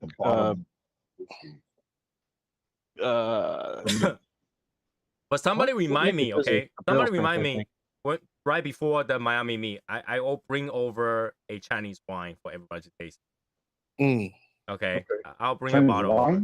Chinese wine, not red wine or white wine. The Chinese wine, like the rice wine. Yeah. I'll bring one over and have you guys taste it. You guys all probably got to get drunk after one sip. I'll bring it over. Really? So you were talking about the the Japanese whiskey. If you that you say if you taste it, it kills the flavor of every other thing you drink. There we go, Martine. There you go. Yeah. That's not the Japanese. I'm talking about Chinese. That is the Chinese one. It's so strong it kills anything that you. Okay. So yeah, I'll bring one. I'll bring a bottle. I have plenty of bottle. I bring one. I just I never remember it when I travel. So do they have like a Japanese whiskey bourbon? Because we know they have Japanese whiskey. Japanese really don't make bourbon because they don't have corn. Yeah. So remember the whole style of Japanese whiskey is based off of Scotch. Yes. So it's mostly malt. So do the Chinese have their own, besides sake? Like, do they have their own type of whiskey? Chinese don't have whiskey. Okay. Taiwanese does. Avalon is Taiwanese. Yeah. Oh yeah. And if you gotta talk about whiskey, Avalon is very similar to now the new Texas whiskey style because they age really quickly because of that. So Pete, I'm not a fan of Texas whiskeys. Okay, you know what? I'm gonna give you all right, Martine, we'll talk because I'm going to give you a Texas single malt that was finished in Sauterne barrels that will just blow your freaking mind. It has just the underlying Texas funk, but it's like rounded out. You would literally think it was a Speyside Scotch. So, but I mean, I'm not really into Scotch either, so don't worry, we'll fix you. All right, so Josh, so how's it work if you want to mail me a whiskey from Texas? Like, are you able to send that, or you can't? Or you're not able to send? Well, I wouldn't send you whiskey. I might be persuaded to send you some barbecue sauce. Okay. Soy sauce. You know, because the mailing companies don't like to carry alcohol in their mailing box. Yeah. Well, right? it's illegal here in Texas to ship or receive liquor, not wine. You can ship and receive wine, but Right. liquor specifically, you can't do it here in Texas. But you can send bottles of soy sauce. Hey, actually, exactly. and that's why we always send soy sauce. Exactly. Let me tell you, sometimes the secondary market for soy sauce is pretty good. Pretty hey, that's it. Hey, the soy sauce market is booming right now. Yes. Yep. So I'm just saying, Especially in the like, league. small bottle of soy sauce like this is actually not that hard to send. Okay. I'm gonna drop. Mhm. But yeah, I'll bring something next time so that you guys can try the Chinese one. I'm pretty sure majority of you guys don't try the Chinese. Hey, what's the Chinese liquor that comes in the white bottle with the red top? It starts with an S, I think. I'll be right back. You guys chat. I'll be He's right gonna back. go get it. Okay. He's gonna go get it. He knows exactly what I'm talking about. Mhm. Innocent. We'll hook up. You can tell me kind of what you're looking for, and I'll. Anything. That doesn't matter. Does not matter, Josh. Whatever Like, you what think. do you have? What is it that you cannot get in New York? So like we get a lot of buff. Like we have the generic shit, like Buffalo Trace, fucking Four Roses, all the big name stuff. Or what's that one company? What's the one company that owns everything? Josh. Diageo or yeah. No, like, so anything Sazerac, yeah. So anything they sell, we can get most of it. It's more of the small companies that we can't Small get. distilleries. Yeah. Okay. Okay. Yeah, all right, So I got you. can't get TX whiskey up there. All right. Yeah. Chinese wine, most famous is these two kinds. Oh shit! Oh yeah. Okay, the one that's in your left hand I've had before. This one? Yeah, and I remember I had it when I was like 23 years old, and I bought a bottle in Epcot, in the Chinese area of Epcot. This bottle is more than 20 years old. So my question to you, Super strong. so Tony, so if I was to go to Chinatown and try to find a liquor store in Chinatown, you think I can find it there? You might be able to find this. You can find this in regular liquor store now because they actually export. Okay. But it's strong, man. I can Yeah, tell I've you never that seen this that bottle, before. the reason it's still sealed and not open is because I literally cannot drink this. I'll die. I can only use it to cook. How much? What's the proof on it? 106. So I have some Grenadian rum that is 138. It's That's what I'm kind of talking different about. because this thing is thick. You can light this on fire. Oh shit! So you know Okay. my 53% of this is alcohol, and the rest is like some sort of rice water. And this will actually go on fire. And this one doesn't even stay. This is how old it is before they even have this proof rating system. So this thing, I've seen one of my friends, he have something that's really, really old, and it comes out like gel. And then that thing is so heavy, we try to light it on fire, it actually stays lit for a while. It's like fucking hand sanitizer.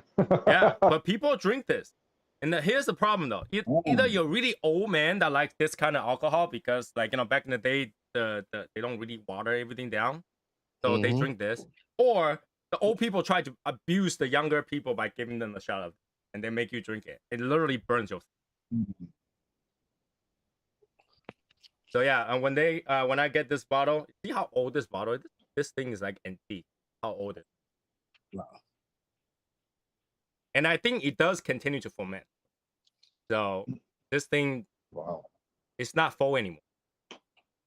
What kind of bottle is it? I don't know. I actually don't. I guess ceramic. It looks like it's like a. It sounds like porcelain. ceramic or something. Yeah. Yeah, ceramic maybe. So, Wow. but Oh, yeah, so- these are crazy stuff. Like Yeah. you can see they Oh, all have so the Val. seals on top. I can't drink them because they're too heavy. So Val, I'm gonna find a bottle of that Texas Iron because we have it here.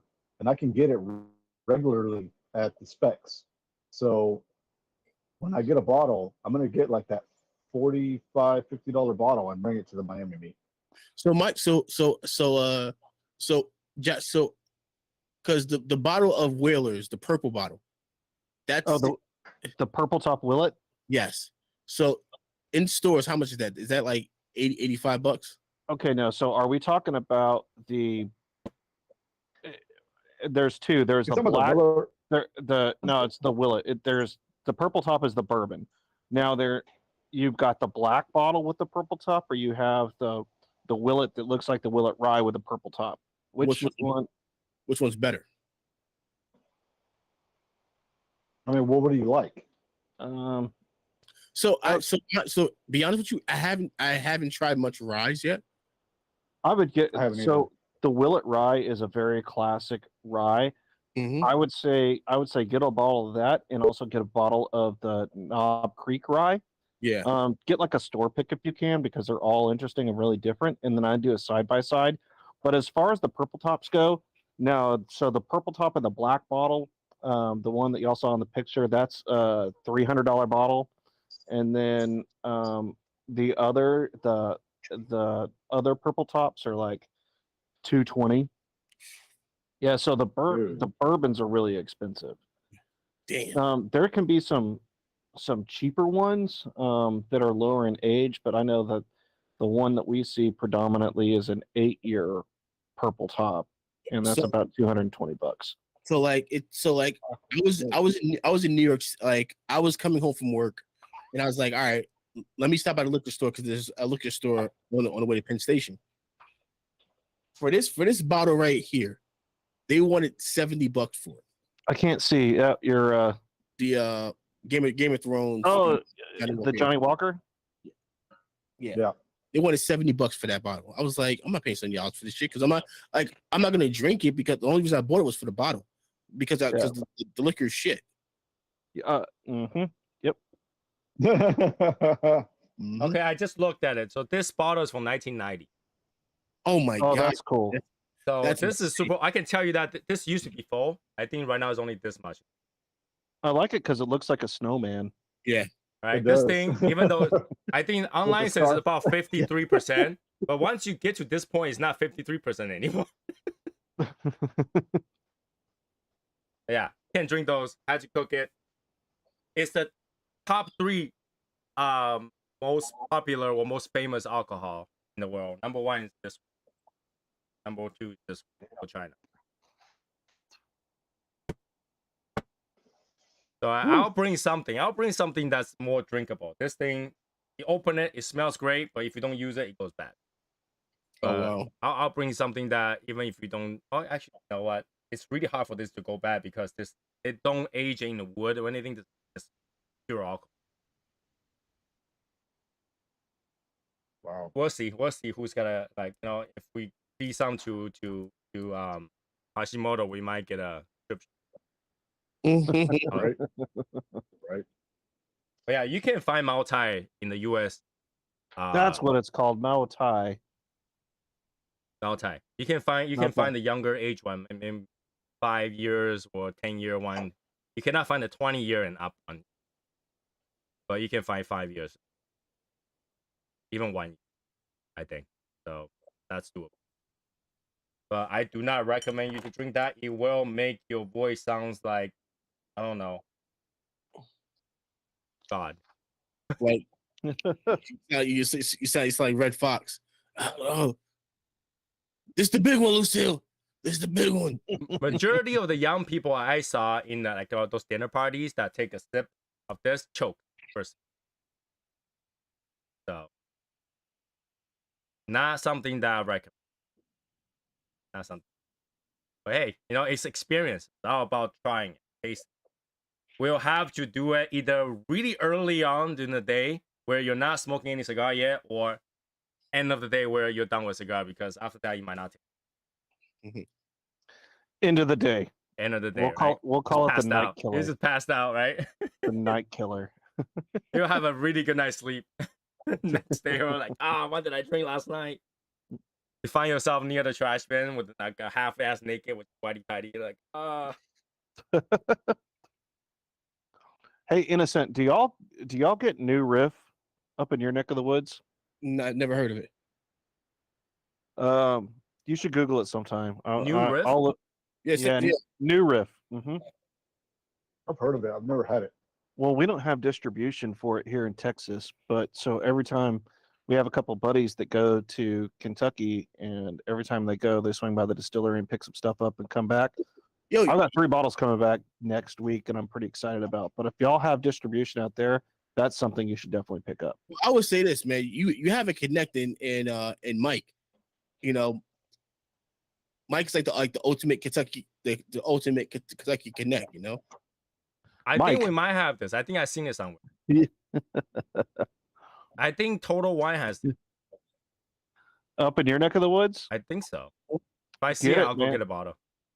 So the Balboa rye is really good. The single barrels are all interesting and unique, and then just their regular 100 proof bourbon is excellent. The non-age $45. statement. Yep, Yeah. it's super cheap. wow. I think so. So I get paid tomorrow. So But I that's don't know only 4-year age. Oh, 4-year So- age in oak barrel. Yep, because it's a bourbon. Yep. So, I It's, think you got to get it. It's freaking delicious. Yeah. I'm sorry. Go ahead, Innocent. I was gonna say I'm gonna see if I can find a bottle of Old Granddad, The 114. the 114 Old Granddad, and then I'm actually gonna pick up the rye version of the Wild Turkey Rye. If you can get the rare breed rye, go with that. It's in a Okay. small circular bottle, but yeah, the Wild Turkey rye is great. Mm, Yeah. The rare breed rye is their cast strength. mm. Yeah, like you know, like James was busting my chops. He was like, you don't know shit about this. I go, I know. That's why I had Josh and Block on. They to teach me about the shits. Innocent knew more than he was letting on. No, nah, I ain't He no was shit. giving some softball questions. Right? Like it's like okay. Innocent, you gotta do enough research to ask the hard question. Well, the one thing is like, you know, I want people to be able to learn something from the podcast, and that's the goal of the podcast. The podcast is for people to learn something new. I learned that's- smooth today. Smooth. It was very smooth. You know, I for think wines, it's very complex. It's complex. Yeah. It's got great legs. Yeah, That's the thing for wine, dude. Now- I think a cool thing for your show, if you ever like wanted to do something like this, would be talk about the different barware, like glasses like Glencairns versus Yeah. tumblers and Kinseys, and adding a little water and Also, ice versus no ice, and yeah. also, all right, so that's fine. So that means you'll be on in 3 weeks. Thanks, Josh. Yeah, you should do like okay. When you I'm drinking game, a I'm whiskey game. at home and where you have access to everything, you should take a sip, just straight, and then you drip a little bit of water, and then you take another sip, and then you put ice in it and drink it on the rocks too. You know, you get all the experience you want. All this experience, yeah. So Jeff's thing is he goes drink it out the bottle. He goes drink out the bottle, and then pour it into a cup. Jeff's thing is he's like, if you drink out the bottle, like I guess he says the air doesn't hit it, so it kind of gives it a different flavor. Well, now you also got backwash. Well, everybody loves a little backwash. I mean, Well, also too, the alcohol kills the backwash. No, but then now the alcohol is gotta go back fast. Mm. um, Well, yeah. yeah, well, you think about this, like with Jeff, that bottle's not gonna last long anyway, so they make a difference. Well, yeah, but then normal people wouldn't do that. You know, your drink will actually go back a lot faster. Oh shit! I mean, if you plan to finish that bottle that night, sure. But again, backwash. Your mouth don't just Eagle have rare. saliva. Your mouth has enzyme. Okay, so I would not recommend that if you're Josh, then it's a different story. You go rare, go down. That's fine. But Well, my buddy left the Eagle Rare on the table, and there was only about that much in it, and I was like, "It's early. but Innocent saying play the first poker, sip. I'm gonna kill it." But Innocent saying the first sip to literally introduce backwash on the first sip. I wouldn't. Everybody has their own preference. I mean, Mhm. I've never done that, and there is something something to be said about neck pour. Neck pour is that first pour out of the bottle. It's supposed to be the best. I've never really done a neck pour side by side, to be honest, because I think it's a little. I mean, it'd be worth my time, I guess, to investigate. But I mean, Let's first talk champagne about is science. Let's first talk about science, okay? Now yeah. your bottle is long, has a neck, right? And you're Mhm. saying the neck pour is the best, but unfortunately, when you tilt your bottle, the neck goes to here. No. The neck pour because air hasn't. It's the first time that air's hit it since.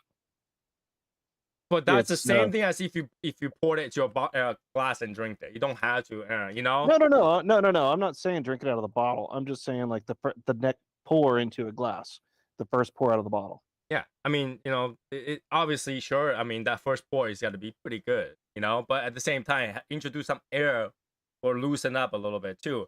A drop of water will loosen up the oil that's in the whiskey as well. You want to loosen up the whiskey. Don't want it like everything cramped together. You know, even when you eat taco, you want that layer. No. Mhm. But it depends on the whiskey because sometimes you can add a drop of water to the whiskey, and it will kill it. That's because that whiskey sucks. You know, That's not. Oh, it that's doesn't not have true. enough oil to separate. No, that's not true. Like I'm talking, even like the nose and the palate. I'm not even talking about, viscosity. And it's interesting because we've have some. All right, so let's take Weller 12, right? For me, I like Weller 12, and I like it. Uh, I drink everything neat, basically. But when I add even a drop of water to it, it kills some of those flavors and some of the nose notes It shouldn't. that I really like. Scientifically, it shouldn't because your alcohol is watered down. And well, Yeah. Scientifically, it is. That's how they get to a certain proof. They add water. Unless it's barrel strength, right? They come Barrel straight out of strength, the- even before they get to the barrel, they watered it down. They put it all in the barrel. They don't water it down from the barrel. They water it down after when they are. Because when they let me get to think how that to explain. specific proof directly from pure alcohol, dump it back in, they remix it before they So go to the barrel. So keep in mind that, right, sometimes that proof is going to increase. That proof is going to increase in the barrel. So when it comes out, then they add the water to it to proof it down. So those whiskeys that are at 80 proof, it comes out of the bottle and then they proof it down, or it comes out of the barrel. That's whenever they proof it down. Right. So either way, they had to adjust it to that proof. They had to get to that proof, right? So there is some water in there anyway. Even when you cook it, it's water, right? Well, yeah. Introducing a drop of water should not ruin your drink. I mean, when it's going through the still, right? So a barrel strength whiskey, it's the mash that has the corn and your grains and the water in there, goes through the still, goes directly from the still into the barrel. And a barrel proof whiskey is a whiskey that they basically take it out and they bottle it right there. They don't add any additional water. Now, the reason why it's not 100% alcohol is because of the water that was in the mash, the water that was in the mash going through the still. It's still water. Yeah. It's still water. So, like introducing a droplet. I'm talking about droplet. I'm not saying that, hey, take a whole cap and put it in there. I'm talking about a droplet. You're supposed to drop 1 or 2 drops in there. I would say Josh was extra fancy that night because he had the little dropper thing. And he was like, doo-doo. Yeah, you're supposed to have 1 or 2 drops that will loosen up the oil and actually open up the flavor. It's supposed to. So, I mean, my experience. It can open it up or it'll kill it. My experience, the one that doesn't do well are usually the cheaper ones or the not so well one where the color is actually caramel coloring, not necessarily the barrel coloring, it actually ruins it. It actually makes it really light. But like if you get any good drinks and you have 1 or 2 drop of water, you can see the such a wave, and then you drink that, opens up, more complex, smooth. I was waiting for somebody to say that. All right. Anyway, 11:04. Time for me to get off. You guys go to the tribal if you need to. I mean, some information like this, you know, save it up for part 2, part 3 on Innocent Show. I'll watch it. Yeah. I think I'll watch it. I'll Yeah. watch it. All right. All right. Have a good night, everybody. I'll see you guys on Saturday. All right. Oh, by the way, now that I'm wrapping up, if you see PDR for any price at all, don't buy it. Oh shit! Shot Hey, you. wait. Speaking of raw dog, or God. speaking of wrapping it up, did y'all see Oscar's new cigar? Oh yeah, it's- the raw dog. It's called the Raw Dog. I texted my buddy. I was like, I don't think that phrase means what they think it means. Yeah, exactly. No. At all. When I Tony think look- raw dog, I think somebody that doesn't wear a sock. But Oh no, no. Raw dog is it's when you're going in without a rubber. oh, okay. Yeah. Yeah, guess I'm not smoking that one. All right, have a good night, everybody. See you guys next time. All right. All right.